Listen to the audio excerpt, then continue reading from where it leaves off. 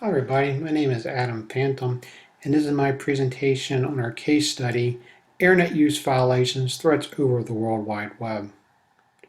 As we conduct an analysis of this case study, the first question we need to ask ourselves is, what do you know? First, we know that Dr. Stephen Forbes has been serving as principal of Roosevelt High School for 9 years. Secondly, we know that during the course of his tenure, he has been recognized as Principal of the Year and earned a well-respected reputation for both himself and the school. Thirdly, Ms. Walker is currently serving within her first year of teaching highly specialized science courses at Roosevelt High School. The fourth thing that we do know is this Ms. Walker has earned both her bachelor's and master's degree, as well as completing 1 year of postgraduate work. Next, we know that Dr. Forbes has received numerous complaints from the parents of students that the coursework within Ms. Walker's class is far too rigorous and that their children are receiving poor classroom instructions. Dr. Forbes has discussed with Ms. Walker techniques that she can use to reduce student stress and increase positive interactions with students, but she has not successfully implemented his suggestions. Next, what we know is that Ms. Walker received an email that pointed her to a website which contained highly suggestive comments about her personal behaviors and critical comments about the rigors of her classes with vulgar curse words. The final comment on the website was, "Who wants Ms. Walker to disappear?" leading Ms. Walker to believe that she received a death threat. Next question we need to ask ourselves as we conduct this case study analysis is, what do you need to know? The first thing we need to know is, who is the student that is responsible for creating and designing the website? Ms. Walker suspects a student, Randy Franks, created the website, but thus far there is no concrete evidence pointing to the student. Secondly, we need to know is, does Ms. Walker even have the desire and ability to successfully implement Dr. Forbes' suggestions? Thirdly, we need to know is, does a student or a group of students wish to physically harm Ms. Walker because of her hugely unpopular teaching methods and the rigors of her courses? Next, we need to conduct a case study problem identification and analysis. The problems that I identified in this case study are that first, students, parents, and Dr. Forbes are clearly not happy with Ms. Walker's pedagogical or teaching approach within her high school science courses. Ms. Walker is clearly disturbed by the email and the website and is gravely concerned about her own physical safety. Next, we need to conduct a proposed plan of action with appropriate strategies for implementation. The first plan of action we clearly need to do is to protect Ms. Walker's physical safety. This is done first by contacting and making local law enforcement agencies aware about the situation. Secondly, we need to have Dr. Forbes and the district technologists work with law enforcement and providing them any needed documents, computer network access, and resources they require in order to successfully investigate and conclude the situation. Secondly, we need to address Ms. Walker's teaching techniques.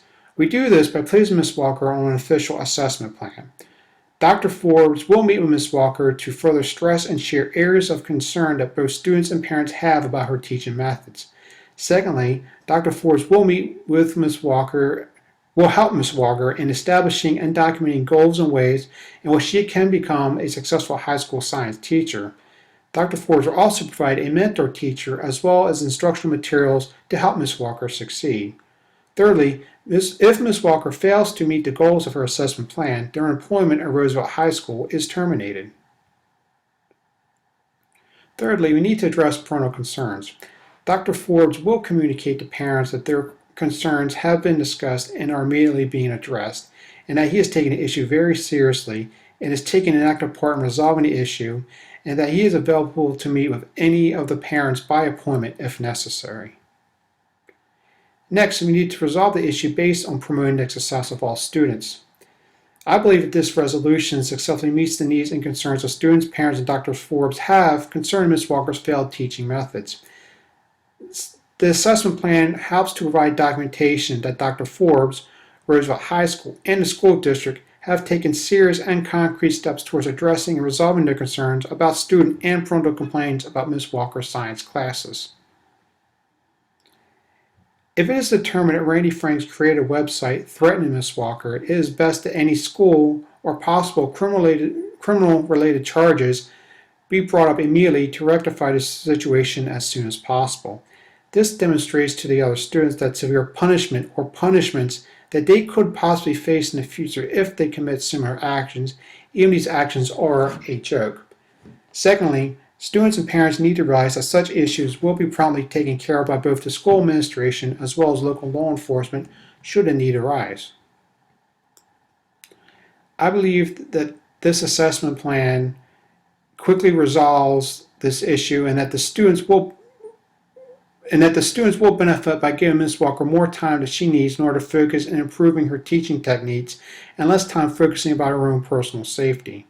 Secondly, I believe that parental concerns have been and will be addressed and resolved because the school has established a binding assessment plan that Ms. Walker must successfully complete if she aims to continue to be a science teacher at Roosevelt High School.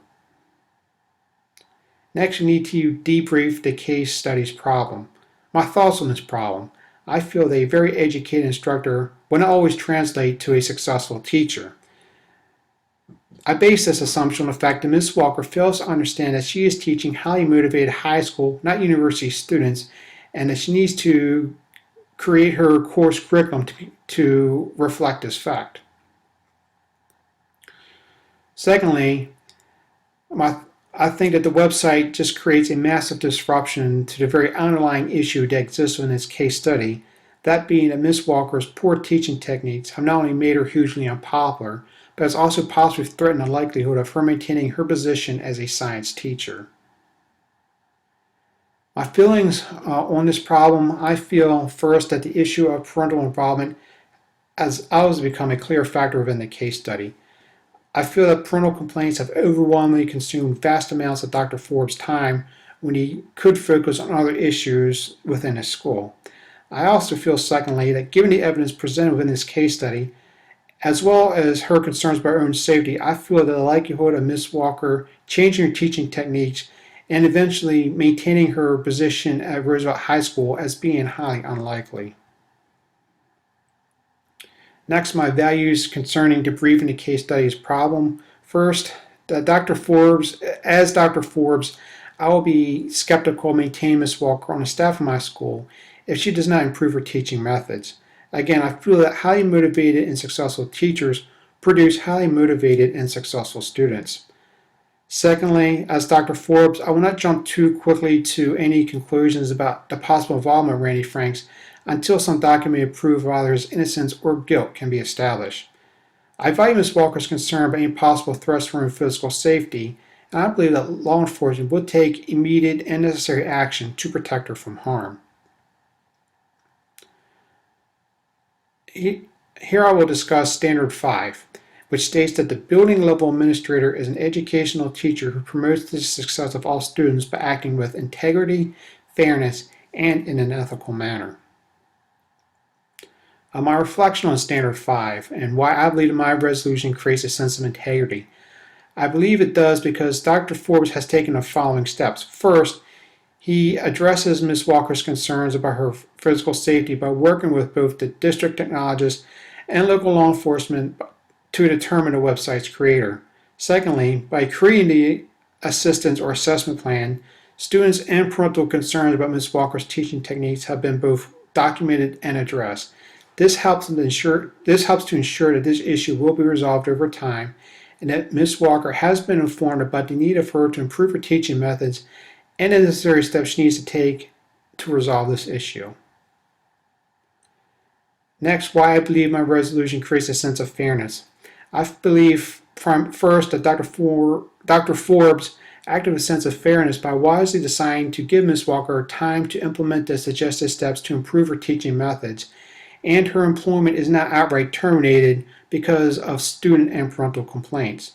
Secondly, I believe my resolution creates a sense of fairness because Dr. Forbes does not jump too quickly in assuming that Randy Franks is guilty based purely upon assumptions of Ms. Walker. Dr. Forbes provides the time and resources that law enforcement will need to investigate the matter and determine Randy's innocence or guilt in the matter. Next, why I believe my resolution is created within an ethical manner. I feel that Dr. Forbes acted within an ethical manner because he not only gave Ms. Walker again a chance to improve as a teacher by creating the assistance or the assessment plan, We also provides her with the resources and time necessary to complete the plan, and as well as giving her another chance to possibly maintain her employment as a science teacher at Roosevelt High School. Thank you, and this concludes my presentation on the case study.